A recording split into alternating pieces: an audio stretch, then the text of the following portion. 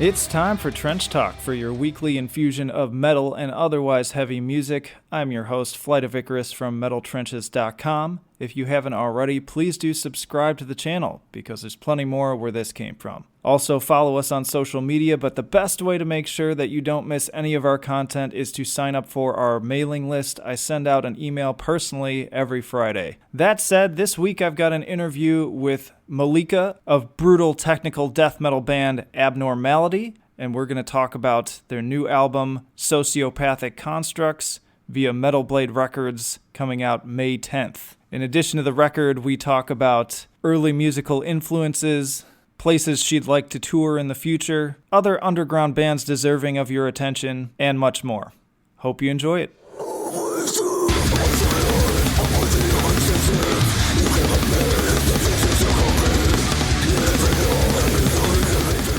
Just out of curiosity, what do you do for work kind of on the side nowadays? Well, I'm an artist and I work on games. Been doing that for a while. So digital art, illustration, 3D modeling, like concept art, character design. That's cool. And you used to do that with harmonics, right? Right. So any games you're working on right now that you can talk about? Not that I can talk about right now. Okay, fair enough. Any recent ones that have come out already that you can share that you worked on? The last one that came out was for Tiger Style. It was the sequel to Spider. It was an iOS game originally, and then it spread out to Android, and it might be, well, it's on Steam, and also it might be on Xbox Arcade or something. So, and before that, it was Waking Mars, also for Tiger Style, which is like a sci-fi gardening, adventure gaming, alien gardening. Cool. Do you know either of those games? I'm not familiar. I mean, it sounds kind of familiar. I don't play a lot of mobile games, so I'll probably have to check it out. But or games on Steam. Yeah, I don't do a lot of computer. It takes, it's so expensive to keep up with computer gaming because you got to keep updating your graphics card and stuff. So I stick mostly to console stuff when I even get any time. So were you, which came first? Was it that work or was it the music? I think they were kind of simultaneous, but I mean, art was my main profession and music was for passion, for hobby at first. I studied in college in art school. So I went to school for art, not for music. But, I've been singing since I was a kid. And when I was a teenager, I got more into heavy music and extreme vocals. Was there a band that was a turning point for that? Yeah, I mean, music's been a part of my life since I was a child. And my parents put us in singing school. So and music and art have always been a part of my life, and they're both creative outlets for me, and one inspires the other. But definitely with art I'm more formally trained, and with music I'm more self-taught with this kind of extreme vocals. Yeah. but with some training there and some musical training. But it just got more serious as time went on. But definitely my main income is from art and not from music.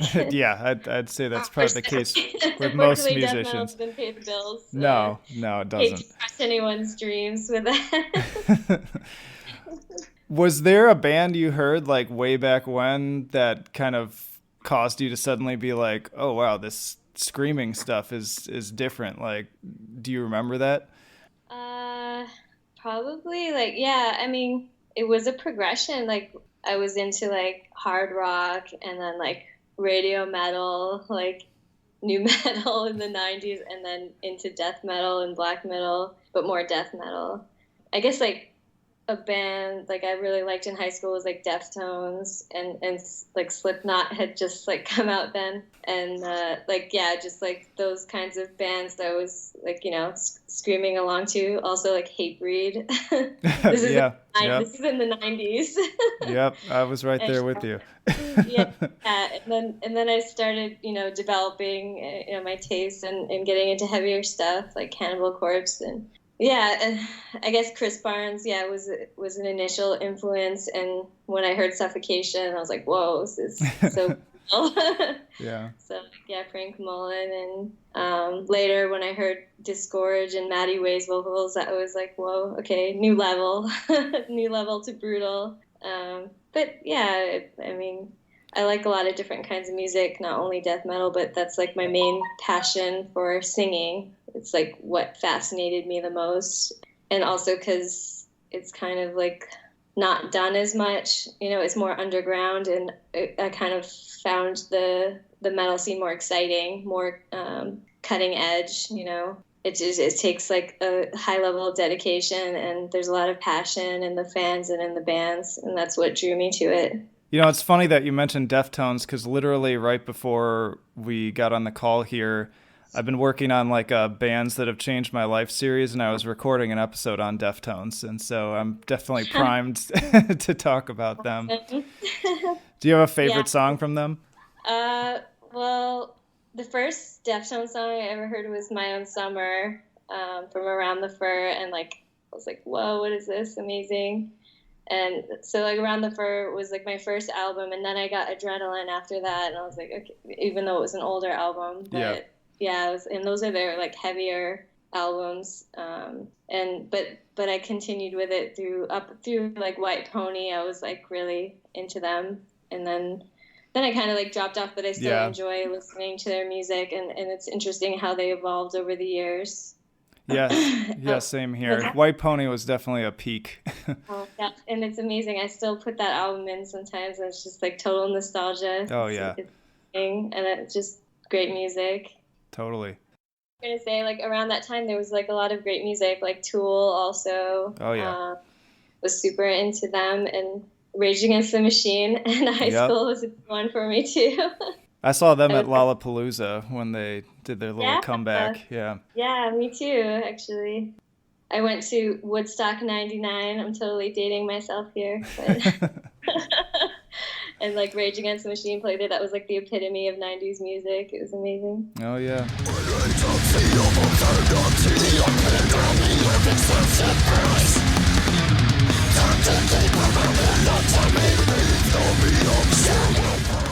Anyway, we can talk more about the album. No, it's cool. Yeah, I'll move on to the album. I always like just kind of chatting about sort of whatever, though. So it just makes it more interesting. I'm sure you get tired of hearing the same questions over and over again, too.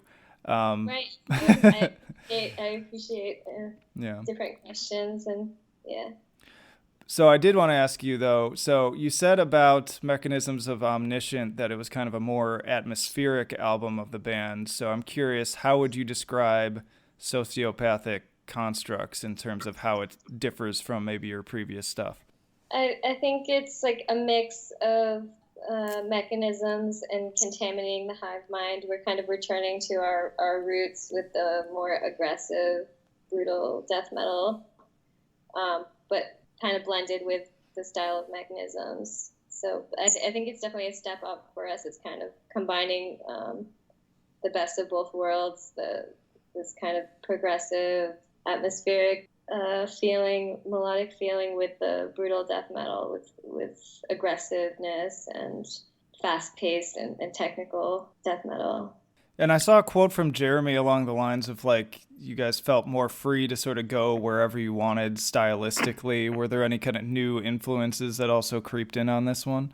We're all kind of influenced by different bands. Like, each of us in the band listens to some different music, different kinds of metal and stuff. But I think we just kind of came into our own with the writing. That we've been... Sam was new on the previous album. He was a new member, and now this is our second album with him, and we kind of learned how to work together better, and just kind of developed our sound more. Yeah, evolved our sound.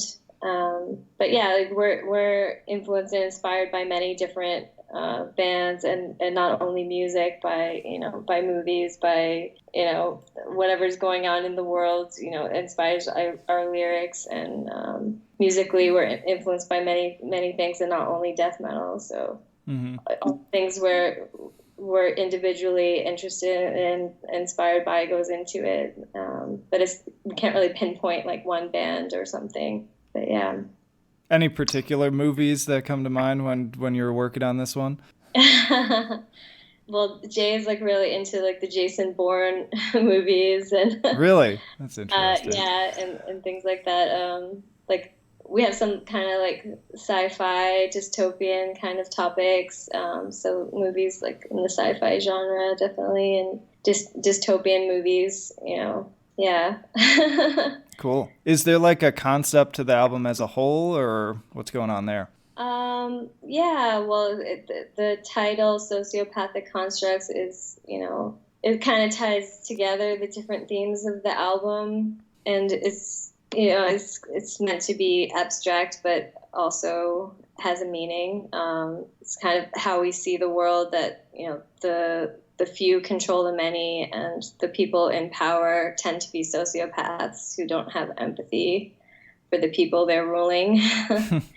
It's over history, it's kind of proven. And constructs is, that part of it is about the many tools, the ways which they use to control the masses, if that makes sense. And, Yeah. and the artwork kind of ties that in. Totally. And there was even I really love in the press release, there was a quote that stood out to me, and it's "The world we live in is a fucking mental hospital." And I'm starting to kind of just embrace that my niche that I'm kind of growing in this space is sort of like the metalhead counselor, because that's my primary field is in counseling and mental health. And Really? yeah. And I couldn't agree more that like we are living in a mental hospital right now, and the lunatics are running the asylum at times, as they say. And I'm kind of curious, like, what do you feel like is your role as a metal band in that, in this time that we're living in, if any? Well, music can be therapy, and it's therapy for us too. It's a great outlet. Outlet. It's cathartic for us. It's a way for us to release anger, and hopefully our fans to feel like they're not alone. That there's other people that feel that are angry too, or have gone through hard things and feel oppressed or something. It's a way of coping with a difficult world, with the traumatic world, where you often feel out of control. And it's a way to express anger in a healthy way, just like metal shows are too, metal therapy. Yeah, it's like a release. That's how I Yeah. always saw it. Yes, exactly. And as a role, I mean, for us, we feel it's important to speak our minds, especially if there's things that are upsetting us, that we don't agree with, and it can be political, or just things happening in our society that are upsetting, that are getting swept under the rug, that aren't being talked about enough. We raise our voices with the band. It's one of our ways which we can speak out about those things. I don't know if you want me to speak about individual things, but You can if you want to, or if you'd prefer not to, that's fine too. It's always like I feel like it's a tenuous line for, musicians and celebrities and anyone who's kind of in the public eye about like how intense they want to be about those things. Some people are super like in your face about it, and then some people don't want to touch it at all, and then there's everything in between. So I don't know. yeah, I mean, our lyrics are pretty clear about where we stand on things. But I don't know how much you heard about the album or read about it. But yeah, we're not afraid to speak our minds, and hopefully have friendly debate about things with people. We're not like too stuck in our opinions. But we think it's important to have a discussion Yeah. about things going on in our world, in our country, and things like that. Yeah. And I really love that, because I do feel like there's a lot of people right now just in general, but I've seen more and more bands lately kind of like take that really hard stand where it's almost like, hey, if you don't agree with us, you're not welcome at our show. And I feel like that is taking it too far. Whereas I like what you're saying in terms of like, let's put it out there and like hash it out. And if we disagree, that's fine. But it needs to be discussed. We can't just ignore it. Right. I think some people get too emotional about their feelings and aren't willing to discuss it, and that doesn't help anybody. It doesn't enlighten anybody, and there's so much anger in the world and so much fighting, and it's just not helping us get past the real issues. So the more we can talk about the problems in the world, the better we can solve them.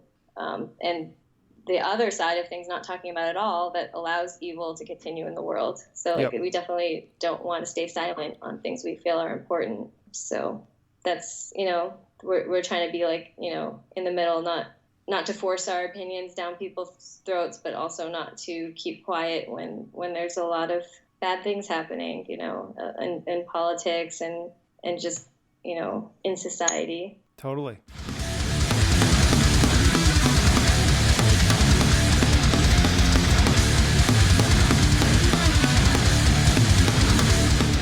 Switching gears a little bit, I know you've got one of my favorite songs actually on the album is Penance, and I'm an Entheos fan as well, so I'm curious how Cheney Crab ended up guesting on this song. Yes, actually we've become friends through the metal scene, and I knew that I wanted to have a guest vocalist on the album, and I thought of her. I just love her vocals too, and I thought it would be a good duet on this song.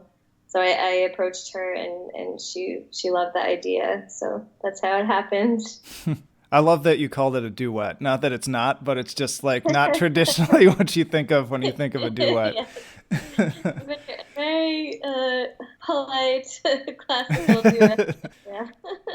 But yeah, she's amazing, and I love how the song came out.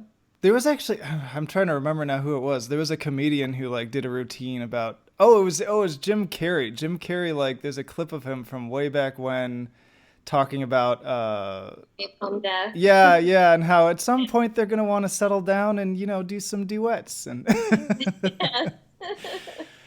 Yeah, it's amazing.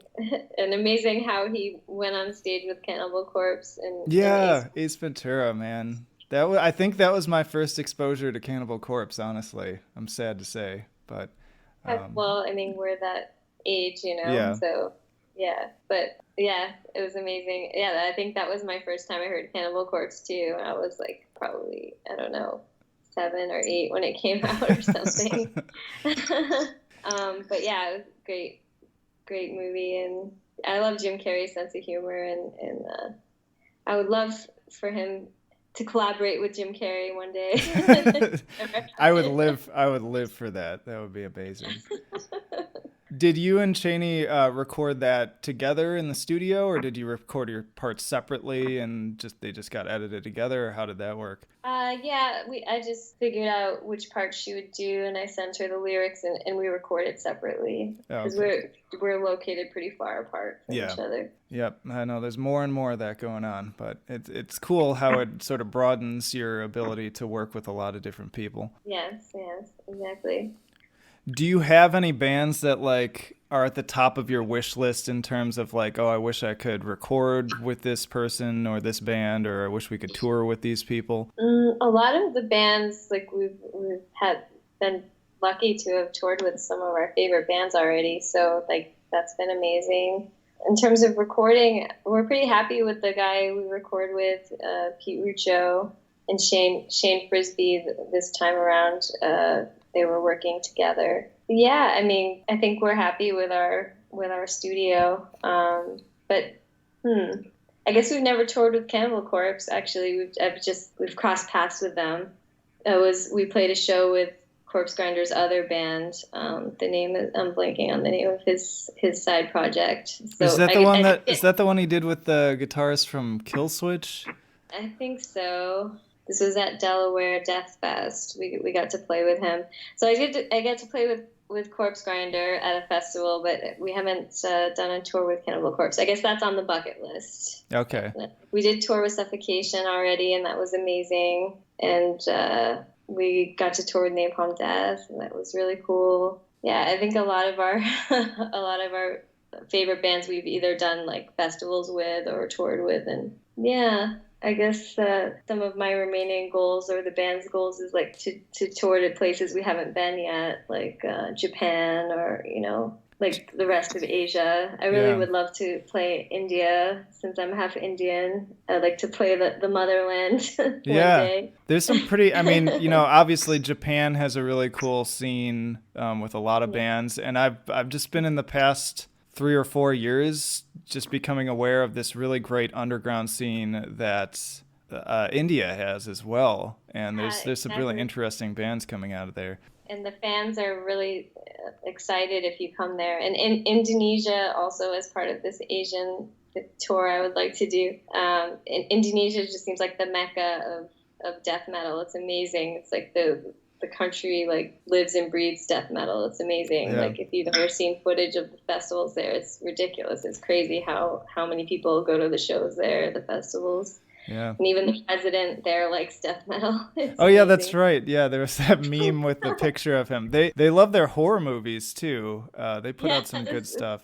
And it's a really Muslim country, which is surprising that it would be like such a death metal country. It's interesting, but so Indonesia's on the bucket list. India and a full South America tour would be awesome. We've played in Colombia before as a one-off festival, Bogota Death Grind Fest, but we haven't properly toured South America. And actually, speaking of, we haven't even toured Canada properly. Oh, really? So that's on the list of just like because we should have done it by now.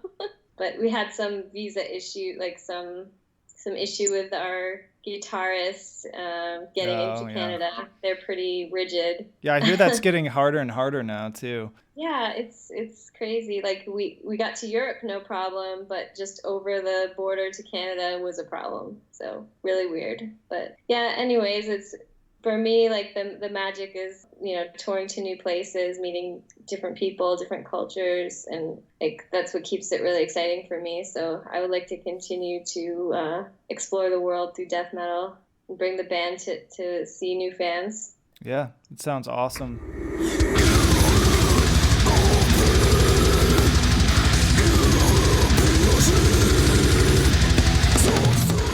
You mentioned Colombia, and I covered recently there's a black and thrash group called Lucifera out of Colombia that are really cool. I'd recommend checking them out. All right, right on.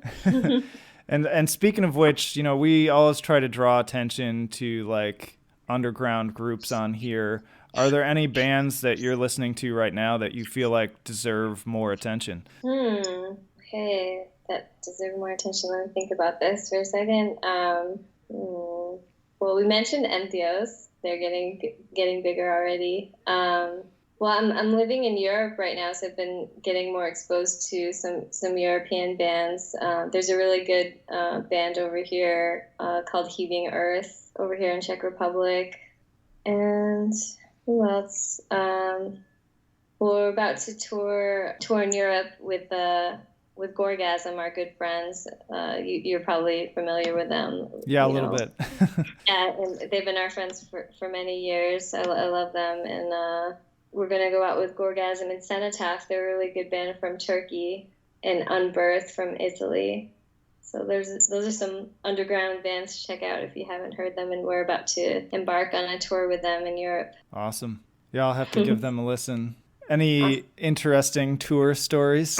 Well, it's hard to think of until you're like with your bandmates and reminiscing, and you're like, oh yeah, remember that happened? Oh yeah, But when you try to think of it, it's kind of just like a blank. You just remember all the long drives and some of the crazy shows, but definitely weird things, crazy things, fun things have happened on all the tours. It's just so many tours we've been on now. It's hard to pinpoint exactly, but the last tour. Well, we had a short stint with Dying Fetus in 2017. Yeah, that was like pretty awesome. And one of the shows was in a basement. Those are the best.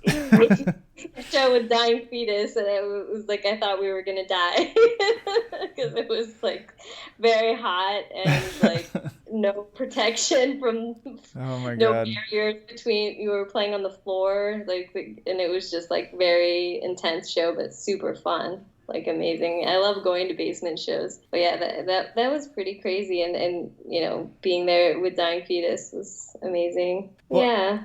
we went to I think that was in DC, the Basement show. Yeah, and like when we were on tour with Napalm Death, we just, it was a North American tour, so there was a lot of really awesome shows and sold out arenas and everything. But yeah, it's again, like I need to be with my bandmates, and we can tell all our reminisce about all the crazy things. But it's hard to think of when you're on the spot about it. It's like, yeah, of course. Yeah, it has to kind of come up organically. Yes. But, with all these years of touring, like, is it weird at all to sort of occupy the same space now as bands that you've been listening to, like, since well before you were making your own music? Yeah, I mean, it can be surreal sometimes, like coming from metal, like from music as a fan first, and then playing on the stage with legendary bands that I, looked up to a lot. But you kind of get used to it after a while, and you learn to see the other bands as people, and not just like your heroes. And, when you're a musician, you prefer to be, talked to as a person and not a god. Yeah. And it can be awkward sometimes, but like I get it because, I was a fan myself when I was growing up and before I was in a big band myself. So like I get it, and I really appreciate our fans, all of our fans. They've been really awesome and supportive to us. But yeah, it's just since as our band has been growing and we've been meeting more of our favorite bands, and now we're friends with a lot of them, we just like appreciate getting to that level and interacting with them, becoming friends with them, and we feel really lucky. And you just realize that, yeah, they're just people too. Like they can seem like gods, or, celebrities can seem like gods, but when you talk to them, you realize that they're people with, their own struggles or their own stories. And so it's not that different from you and me. Like when you talk to people, if you met the president or something, you'd realize that they're just people. Yeah. All right. Well, I have a million other questions I could probably ask you, but I will respect our time. Any last words you want people to know about the album or the upcoming tour or anything like that before we sign off? Yeah. Thank you for checking out the interview, and please pre-order the album if you haven't yet. It comes out May 10th on Metal Blade, and we got this tour in July. We're going through Europe and playing Obscene Extreme Festival, so if you can make that, it's a really good time. And we should have some US dates later in the year. We haven't booked it yet, but keep following us on Facebook or Twitter, whatever you got, Instagram. And thank you for all our fans, old and new. We appreciate your support. Wouldn't be here without it. And yeah, cheers. Yeah, cheers. Thank you so much for your time. I appreciate it. My pleasure.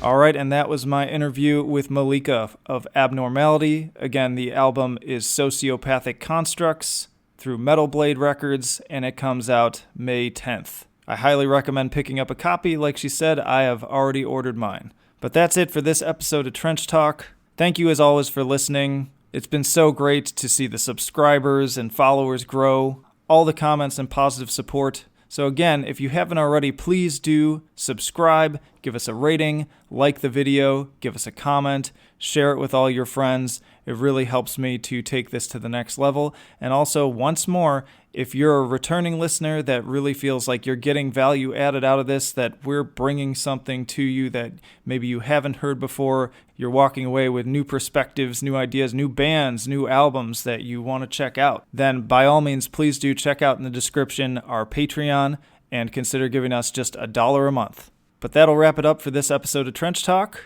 Flight of Icarus signing off. I will see you in the trenches.